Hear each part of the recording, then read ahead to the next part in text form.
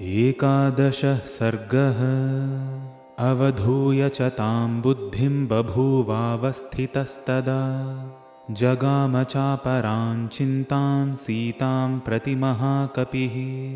न रामेण वियुक्ता सा स्वप्तुमर्हति भामिनी।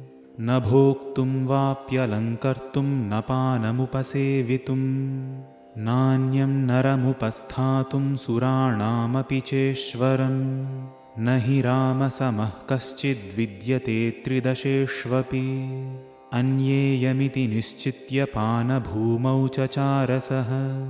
क्रीडितेनापराः क्लान्ता गीतेन च तथा पराः।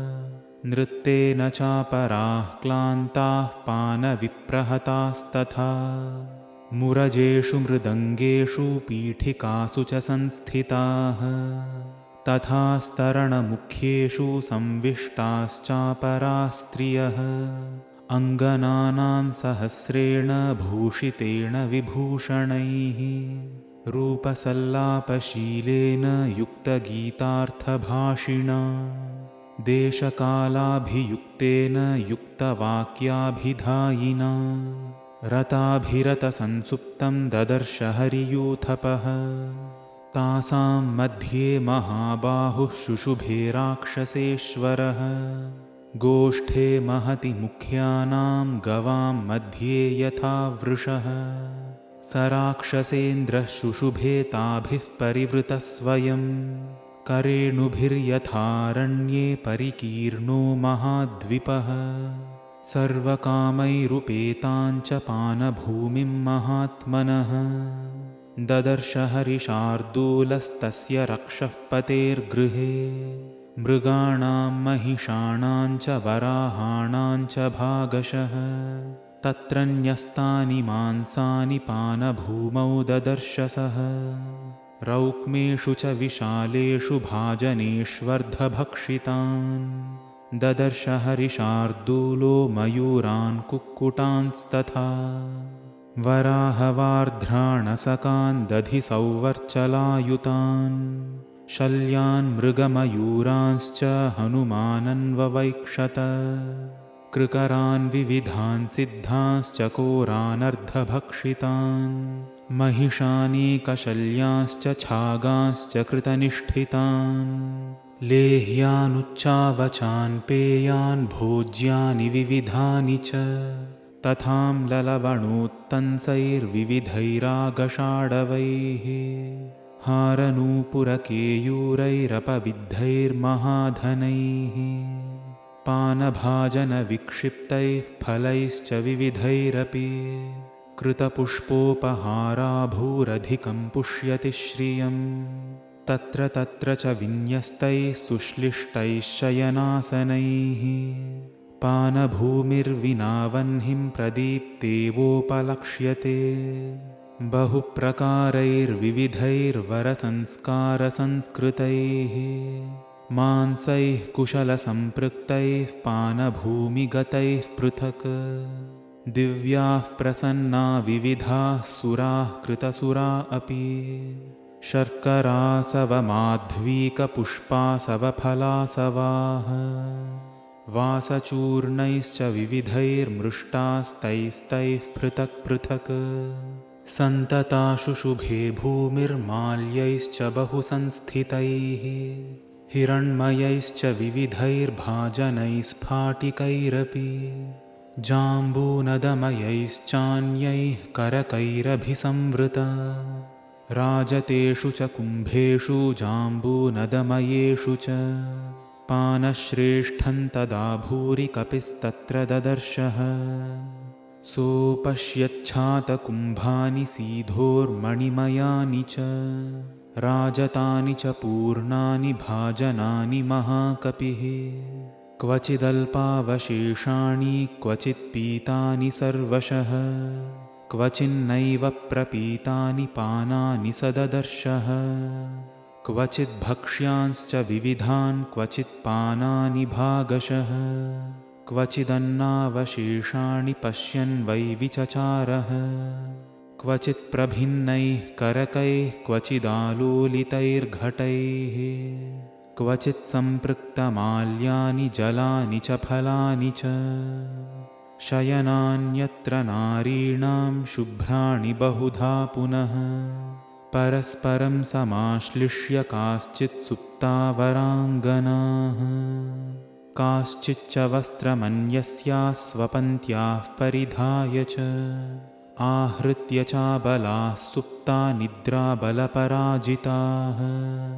तासामुच्छ्वासवातेन वस्त्रं माल्यं च गात्रजम् नात्यर्थं स्पन्दते चित्रं प्राप्य मन्दमिवानिलम् चन्दनस्य च शीतस्य शीधोर्मधुरसस्य च विविधस्य च माल्यस्य धूपस्य विविधस्य च बहुधा मारुतस्तत्र गन्धं विविधमुद्वहन् स्नानानां चन्दनानां च धूपानां चैव मूर्च्छितः प्रववौ सुरभिर्गन्धो विमाने पुष्पके तदा श्यामावदातास्तत्रान्याः काश्चित् कृष्णावराङ्गनाः काश्चित् काञ्चनवर्णाङ्ग्यः प्रमदाराक्षसालये तासान्निद्रावशत्वाच्च मदनेन विमूर्च्छितम् पद्मिनीनां प्रसुप्तानां रूपमासीद्यथैव हि एवं सर्वमशेषेण रावणान्तः पुरं कपिः ददर्श सुमहातेजाः न ददर्श च जानकीं निरीक्षमाणश्च तदा तास्त्रियः स महाकपिः जगाम महतीं चिन्तां धर्मसाध्वसशङ्कितः परदारावरोधस्य प्रसुप्तस्य निरीक्षणम् इदं खलु ममात्यर्थं धर्मलोपं करिष्यति न हि मे परदाराणां दृष्टिर्विषयवर्तिनी अयं चात्र मया दृष्टः परदारापरिग्रहः तस्य प्रादुरभूच्चिन्ता पुनरन्या मनस्विनः निश्चितैकान्तचित्तस्य कार्यनिश्चयदर्शिनी कामं दृष्टा मया सर्वा विश्वस्ता रावणस्त्रियः न हि मे मनसः किञ्चिद्वैकृत्यमुपजायते मनो हि हेतुः सर्वेषामिन्द्रियाणां प्रवर्तने शुभाशुभास्वस्थासु तच्च मे सुव्यवस्थितम् नान्यत्र हि मया शक्या वैदेही परिमार्गितुम् स्त्रियो हि स्त्रीषु दृश्यन्ते सदा सम्परिमार्गणे यस्य सत्त्वस्य या योनिस्तस्यां तत्परिमार्ग्यते न शक्या प्रमदा नष्टा मृगीषु परिमार्गितुम् तदिदं मार्गितं तावच्छुद्धेन मनसा मया रावणान्तः पुरं सर्वं दृश्यते न तु जानकी देवगन्धर्वकन्याश्च नागकन्याश्च वीर्यवान् अवेक्षमाणो हनुमान्नैवापश्यत जानकीम् तामपश्यन् कपिस्तत्र पश्यन्श्चान्यापरस्त्रियः अपक्रम्य तदा वीरः प्रध्यातुमुपचक्रमे स भूयस्तु परं श्रीमान् मारुतिर्यत्नमास्थितः आपानभूमिमुत्सृज्य तद्विचेतुं प्रचक्रमे इत्यार्षे श्रीमद् रामायणे सुन्दरकाण्डे 11 सर्गः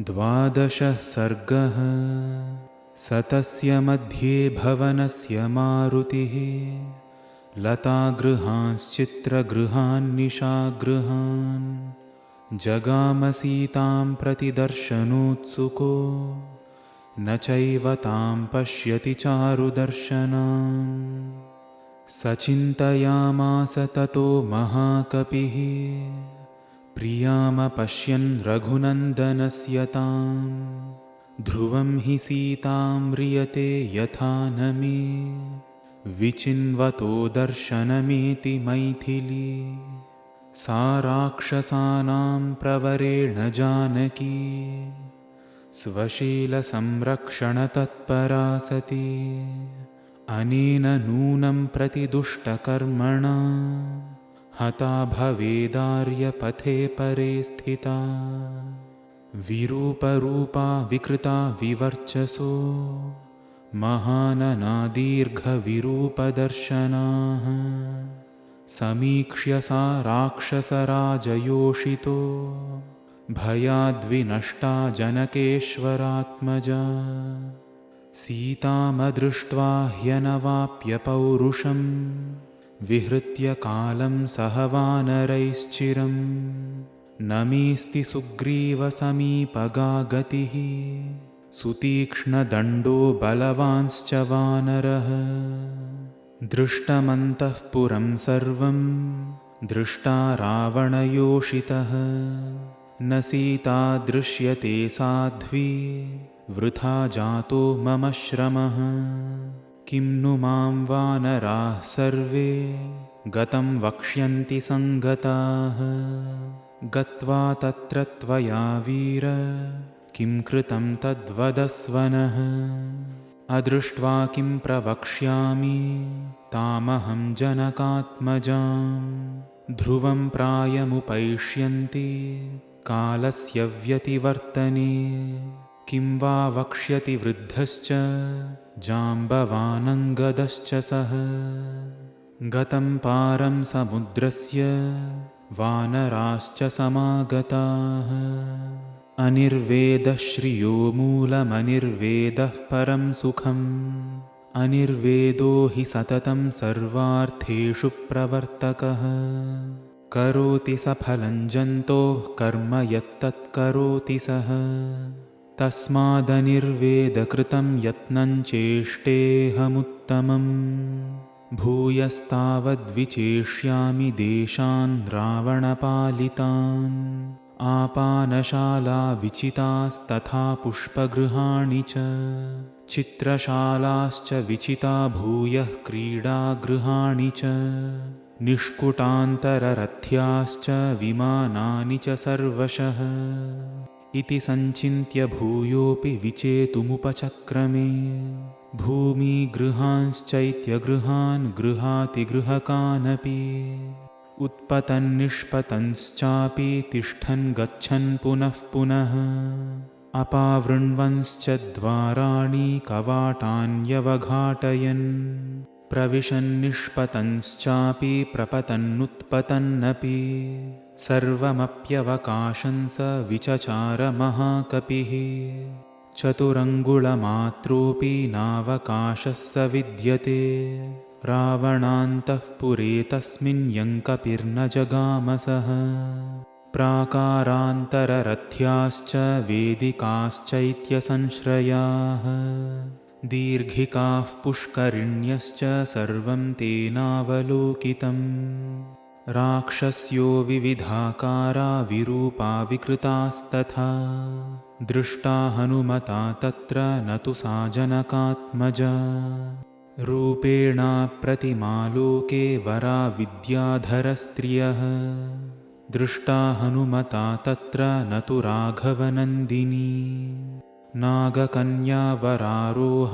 पूर्णचन्द्रनिभाननाः दृष्टा हनुमता तत्र न तु सीता सुमध्यमा प्रमथ्यराक्षसेन्द्रेण नागकन्याबलाद्धृताः दृष्टा हनुमता तत्र न सा जनकनन्दिनी सोपश्यन्स्तां महाबाहुः पश्यन्श्चान्यावरस्त्रियः विषसादमुहुर्धीमान् हनुमान् मारुतात्मजः उद्योगं वानरेन्द्राणां प्लवनं सागरस्य च व्यर्थं वीक्ष्यानिलसुतश्चिन्तां पुनरुपागमत् अवतीर्य विमानाच्च हनुमान् मारुतात्मजः चिन्तामुपजगामाथ शोकोपहतचेतनः इत्यार्षे श्रीमद् रामायणे सुन्दरकाण्डे 12 सर्गः। 13 सर्गः। विमानात्तु सुसंक्रम्य प्राकारं हरियूथपः।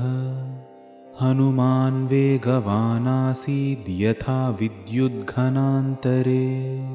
सम्परिक्रम्य हनुमान् रावणस्य निवेशनात्।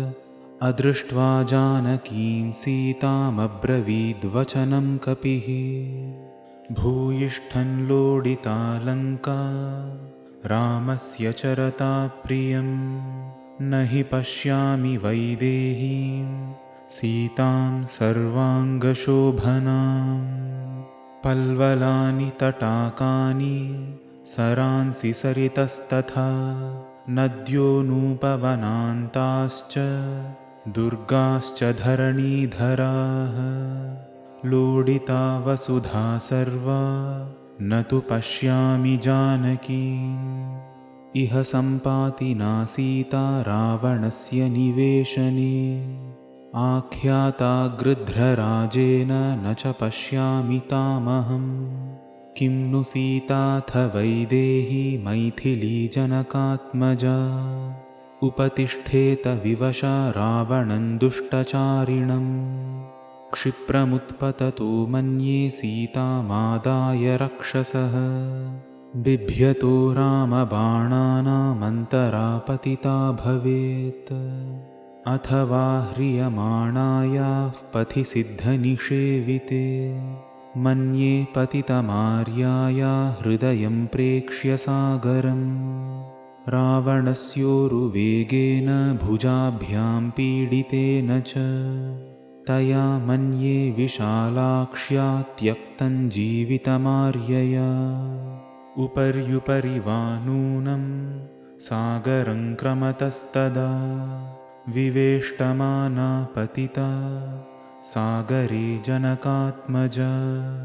अहो क्षुद्रेण वानेन रक्षन्ति शीलमात्मनः।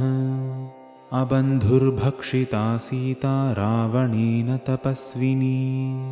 अथवा राक्षसेन्द्रस्य पत्नीभिरसिते क्षणा। अदुष्टा दुष्टभावाभिर्भक्षिता सा भविष्यति। सम्पूर्णचन्द्रप्रतिमं पद्मपत्रनिभेक्षणं। रामस्य ध्यायति वक्त्रं पञ्चत्वं कृपणा गता। हा रामलक्ष्मणेत्येवं हायोध्ये चेति मैथिली। विलप्य बहुवैदेही न्यस्तदेहा भविष्यति। अथवा निहिता मन्ये रावणस्य निवेशने। नूनं लालप्यते सीता पञ्जरस्थे वशारिका। जनकस्य सुता सीता रामपत्नी सुमध्यमा। कथमुत्पलपत्राक्षी रावणस्य वशं व्रजेत्। विनष्टा वा प्रणष्टा वा मृता वा जनकात्मजा। रामस्य प्रियभार्यस्य न निवेदयितुं क्षमम्। निवेद्यमाने दोषस्यादनिवेदने। कथं नु खलु कर्तव्यं विषमं प्रतिभाति मे। अस्मिन्नेवं गते कार्ये प्राप्तकालं क्षमं च किम्। भवेदिति मतं भूयो हनुमान् प्रविचारयत्। यदि सीतामदृष्ट्वाहं वानरेन्द्रपुरीमितः। गमिष्यामि ततः को मे पुरुषार्थो भविष्यति। ममेदल्लङ्घनं व्यर्थं सागरस्य भविष्यति। प्रवेशश्चैव लङ्कायाः राक्षसानां च दर्शनम्। किं मां वक्ष्यति सुग्रीवो हरयो वा समागताः। किष्किन्धां समनुप्राप्तं तौ वा दशरथात्मजौ। गत्वा तु यदि काकुत्स्थं वक्ष्यामि परमप्रियम्। न दृष्टेति मया सीता ततस्त्यक्ष्यति जीवितम्। परुषं दारुणं क्रूरं तीक्ष्णमिन्द्रियतापनं। सीतानिमित्तं दुर्वाक्यं श्रुत्वा स न भविष्यति। तन्तु कृच्छ्रगतं दृष्ट्वा पञ्चत्वगतमानसम्। भृशानुरक्तो मेधावी न भविष्यति लक्ष्मणः। विनष्टौ भ्रातरौ श्रुत्वा भरतोऽपि मरिष्यति। भरतं च मृतं दृष्ट्वा शत्रुघ्नो न भविष्यति। पुत्रान् मृतान् समीक्ष्याथ न भविष्यन्ति मातरः। कौसल्या च सुमित्रा च कैकेयी च न संशयः। कृतज्ञः सत्यसन्धश्च सुग्रीवः प्लवगाधिपः। रामं तथागतं दृष्ट्वा ततस्त्यक्ष्यति जीवितम्। दुर्मना व्यथिता दीना निरानन्दा तपस्विनी। पीडिता भर्तृशोकेन रुमात्यक्ष्यति जीवितम्। वालिजेन तु दुःखेन पीडिता शोककर्षिता। पञ्चत्वं च गते राज्ञि तारापि न भविष्यति। माता पित्रोर्विनाशेन सुग्रीवव्यसनेन च। कुमारोऽप्यङ्गदः कस्माद्धारयिष्यति जीवितम्। भर्तृजेन तु दुःखेन ह्यभिभूता वनौकसः। शिरांस्यभिहनिष्यन्ति तलैर्मुष्टिभिरेव च। सान्त्वेनानुप्रदानेन मानेन च यशस्विना। लालिताः कपिराजेन प्राणास्त्यक्ष्यन्ति वानराः। न वनेषु न शैलेषु न निरोधेषु वा पुनः। क्रीडामनुभविष्यन्ति समेत्य कपिकुञ्जराः। सपुत्रदाराः सामात्या भर्तृव्यसनपीडिताः। शैलाग्रेभ्यः पतिष्यन्ति समेषु विषमेषु च। विषमुद्बन्धनं वापि प्रवेशं ज्वलनस्य वा। उपवासमथो शस्त्रं प्रचरिष्यन्ति वानराः। घोरमारोदनं मन्ये गते मयि भविष्यति। इक्ष्वाकुकुलनाशश्च नाशश्चैव वनौकसाम्। सोऽहन्नैव गमिष्यामि किष्किन्धान्नगरीमितः।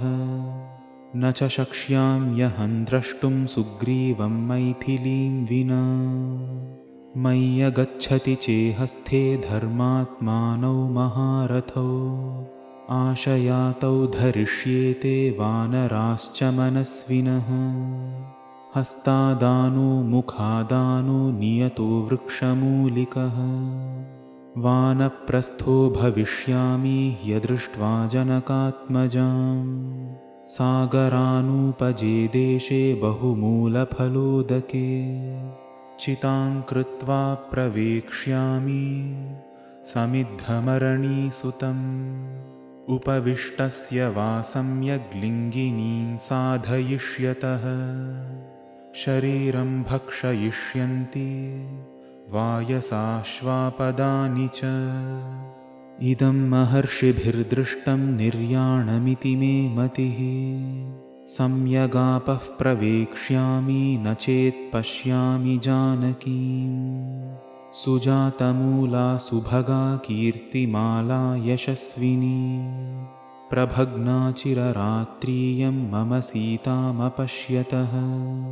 तापसो वा भविष्यामि नियतो वृक्षमूलिकः। नीतः प्रतिगमिष्यामि तामदृष्ट्वासि ते क्षणाम्। यदीतः प्रतिगच्छामि सीतामनधिगम्यताम्। अङ्गदः सह तैः सर्वैर्वानरैर्न भविष्यति। विनाशे बहवो दोषा जीवन् भद्राणि पश्यति। तस्मात् प्राणान् धरिष्यामि ध्रुवो जीवितसङ्गमः। एवं बहुविधं दुःखं मनसा धारयन् मुहुः। नाध्यगच्छत्तदापारं शोकस्य कपिकुञ्जरः। रावणं वा वधिष्यामि दशग्रीवं महाबलम्। काममस्तु हृता सीता प्रत्याचीर्णं भविष्यति। अथवैनं समुत्क्षिप्य उपर्युपरि सागरम्। रामायोपहरिष्यामि पशुं पशुपतेरिव। इति चिन्तां समापन्नः सीतामनधिगम्यताम्। ध्यानशोकपरीतात्मा चिन्तयामास वानरः। यावत् सीतां हि पश्यामि रामपत्नीं यशस्विनीं, तावदेतां पुरीं लङ्कां विचिनोमि पुनः पुनः। सम्पाति वचनाच्चापि रामं यद्यानयाम्यहम्, अपश्यन् राघवो भार्यान् निर्दहेत् सर्ववानरान्। इहैव नियताहारो वत्स्यामि नियतेन्द्रियः, न मत्कृते विनश्येयुः सर्वे ते नरवानराः। अशोकवनिका चेयं दृश्यते या महाद्रुमा, इमामधिगमिष्यामि न हीयं विचिता मया। वसून् रुद्रांस्तथादित्यान् अश्विनौ मरुतोऽपि च, नमस्कृत्वा गमिष्यामि रक्षसान् शोकवर्धनः। जित्वा तु राक्षसान् सर्वान् इक्ष्वाकुकुलनन्दिनीं, सम्प्रदास्यामि रामाय यथा सिद्धिं तपस्विने। सः मुहूर्तमिव ध्यात्वा चिन्तावग्रथितेन्द्रियः, उदतिष्ठन्महातेजा हनुमान् मारुतात्मजः।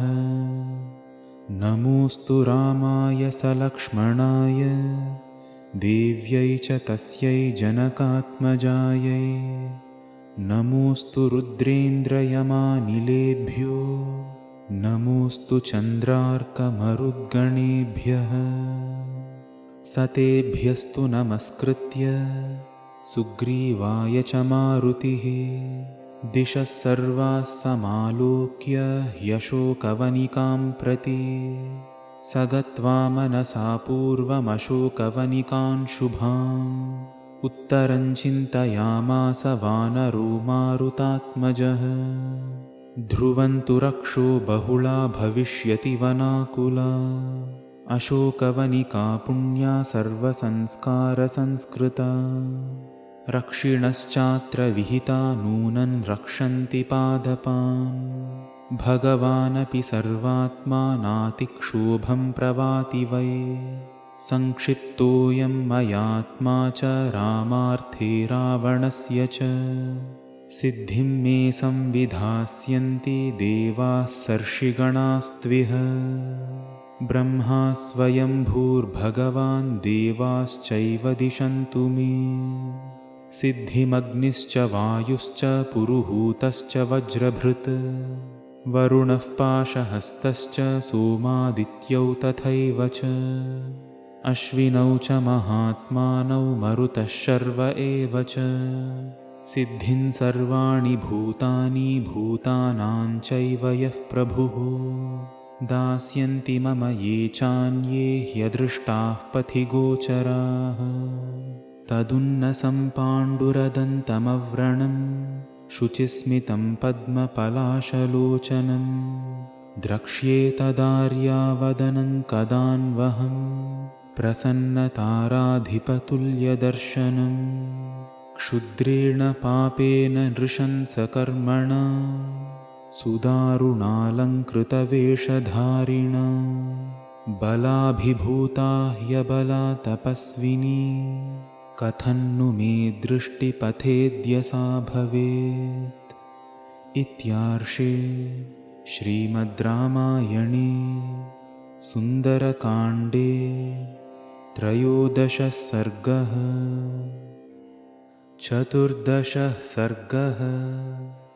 समुहूर्तमिव ध्यात्वा मनसा चाधिगम्यताम्, अवप्लुतो महातेजाः प्राकारन्तस्य वेश्मनः। स तु संहृष्टसर्वाङ्गः प्राकारस्थो महाकपिः, पुष्पिताग्रान् वसन्तादौ ददर्श विविधान् द्रुमान्।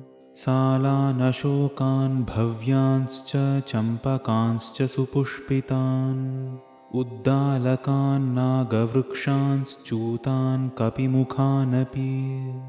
अथाम्रवणसञ्छन्नान् लताशतसमावृतान्, ज्यामुक्त इव नाराचः पुप्लुवे वृक्षवाटिकाम्। सप्रविश्य विचित्रान्तां विहगैरभिनादितां राजतैः काञ्चनैश्चैव पादपैः सर्वतो वृतां विहगैर्मृगसङ्घैश्च विचित्रान् चित्रकाननाम् उदितादित्यसङ्काशान् ददर्श हनुमान् कपिः वृतान् नानाविधैर्वृक्षैः पुष्पोपगफलोपगैः कोकिलैर्भृङ्गराजैश्च मत्तैर्नित्यनिषेविताम् प्रहृष्टमनुजे काले मृगपक्षिसमाकुले मत्तबर्हिणसङ्घुष्टान् नानाद्विजगणायुताम्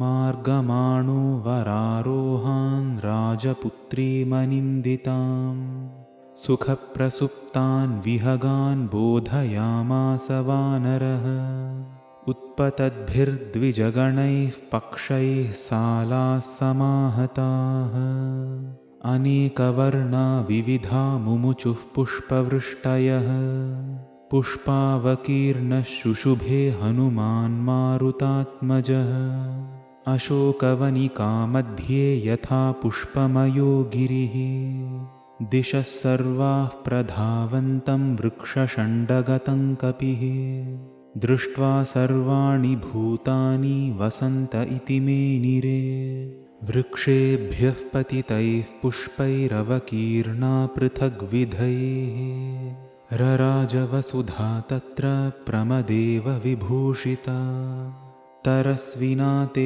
तरवस्तरसाभिप्रकम्पिताः कुसुमानि विचित्राणि ससृजुः कपिना तदा निर्धूतपत्रशिखराः शीर्णपुष्पफलाद्रुमाः निक्षिप्तवस्त्राभरणा धूर्ता इव पराजिताः हनूमता वेगवता कम्पितास्ते नगोत्तमाः पुष्पपर्णफलान्याशु मुमुचुः पुष्पशालिनः विहङ्गसङ्घैर्हीनास्ते स्कन्धमात्राश्रयाद्रुमाः बभूवुरगमाः सर्वे मारुतेनेव निर्धुताः निर्धूतकेशी युवतिर्यथा मृदितवर्णका निष्पीतशुभदन्तोष्ठी नखैर्दन्तैश्च विक्षता तथा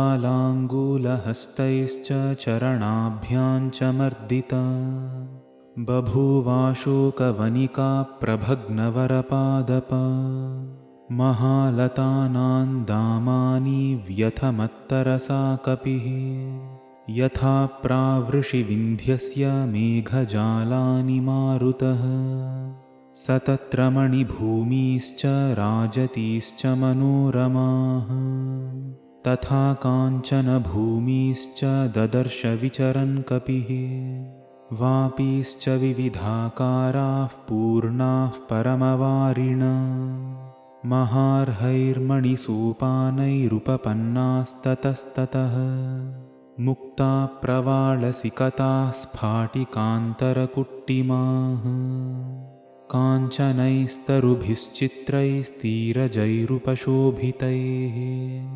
फुल्लपद्मोत्पलवनाश्चक्रवाकोपकूजिताः नत्यूहरुतसङ्घुष्टा हंससारसनादिताः दीर्घाभिर्द्रुमयुक्ताभिः सरद्भिश्च समन्ततः अमृतोपमतोयाभिः शिवाभिरुपसंस्कृताः लताशतैरवतताः सन्तानकुसुमावृताः नानागुल्मावृतघनाः करवीरकृतान्तराः ततोऽम्बुधरसङ्काशं प्रवृद्धशिखरं गिरिं विचित्रकूटङ्कूटैश्च सर्वतः परिवारितं शिलागृहैरवततन्नानावृक्षैः समावृतं ददर्श हरिशार्दूलो रम्यं जगति पर्वतं ददर्श च नगात्तस्मान्नदीं निपतितां कपिः अङ्कादिवसमुत्पत्य प्रियस्य पतितां प्रियां जले निपतिताग्रैश्च पादपैरुपशोभितां वार्यमाणामिव क्रुद्धां प्रमदां प्रियबन्धुभिः पुनरावृत्ततो याञ्च ददर्श स महाकपिः प्रसन्नामिव कान्तस्य कान्तां पुनरुपस्थिताम् तस्या दूरात् स पद्मिन्यो नानाद्विजगणायुताः ददर्श हरिशार्दूलो हनुमान् मारुतात्मजः कृत्रिमान् दीर्घिकान् चापि पूर्णान् शीतेन वारिणा मणिप्रवरसूपानां मुक्तासिकतशोभिताम् विविधैर्मृगसङ्घैश्च विचित्रान् चित्रकाननाम् प्रासादैः सुमहद्भिश्च निर्मितैर्विश्वकर्मणा काननैः कृत्रिमैश्चापि सर्वतः समलङ्कृताम् ये केचित्पादपास्तत्र पुष्पोपगफलोपगाः सच्छत्राः सवितर्दीकाः सर्वे सौवर्णवैदिकाः लताप्रतानैर्बहुभिः पर्णैश्च बहुभिर्वृताम् काञ्चनीं शिंशुपामेकां ददर्श हरियूथपः वृतां हेममयीभिस्तु वेदिकाभिः समन्ततः सोपश्यद्भूमिभागांश्च गर्तप्रस्रवणानि च सुवर्णवृक्षानपरान् ददर्श शिखिसन्निभान् तेषां द्रुमाणां प्रभया मेरोरिव दिवाकरः अमन्यत तदा वीरः काञ्चनोऽस्मीति वानरः तां काञ्चनैस्तरुगणैर्मारुतेन च वीजिताम् किङ्किणीशतनिर्घोषान् दृष्ट्वा विस्मयमागमत् सपुष्पिताग्रान् रुचिरान् तरुणाङ्कुरपल्लवान् तामारुह्य महाबाहुः शिंशुपां पर्णसंवृताम् इतो द्रक्ष्यामि वैदेहीं रामदर्शनलालसाम् इतश्चेतश्च दुःखार्तान् सम्पतन्तीं यदृच्छया अशोकवनिकाचेयं दृढं रम्या दुरात्मनः चम्पकैश्चन्दनैश्चापि वकुलैश्च विभूषिता इयं च नलिनी रम्या द्विजसङ्घनिषेविता इमां सा राममहिषी नूनमेष्यति जानकी सा रामा राममहिषी राघवस्य प्रिया सती वनसञ्चारकुशला नूनमेष्यति जानकी अथवा मृगशावाक्षी वनस्यास्य विचक्षणा वनमेष्यति सार्येह रामचिन्तानुकर्षिता रामशोकाभिसन्तप्ता सा देवी वामलोचना वनवासे रता नित्यमेष्यते वनचारिणी वनेचराणां सततं नूनं स्पृहयते पुरा रामस्य दयिता भार्या जनकस्य सुता सती सन्ध्याकालमनाश्यामा ध्रुवमेष्यति जानकी नदीं चेमां शुभजलां सन्ध्यार्थे वरवर्णिनी तस्याश्चाप्यनुरूपेयमशोकवनिका शुभा शुभा या पार्थिवेन्द्रस्य पत्नी रामस्य सम्मता यदि जीवति सा देवी ताराधिपनिभानना आगमिष्यति सावश्यमिमां शिवजलान् नदीम् एवं तु मत्वा हनुमान् महात्मा प्रतीक्षमाणो मनुजेन्द्रपत्नीम् अवेक्षमाणश्च ददर्श सर्वं सुपुष्पिते पर्णघने निलीनः। इत्यार्षे श्रीमद् रामायणे सुन्दरकाण्डे 14 सर्गः।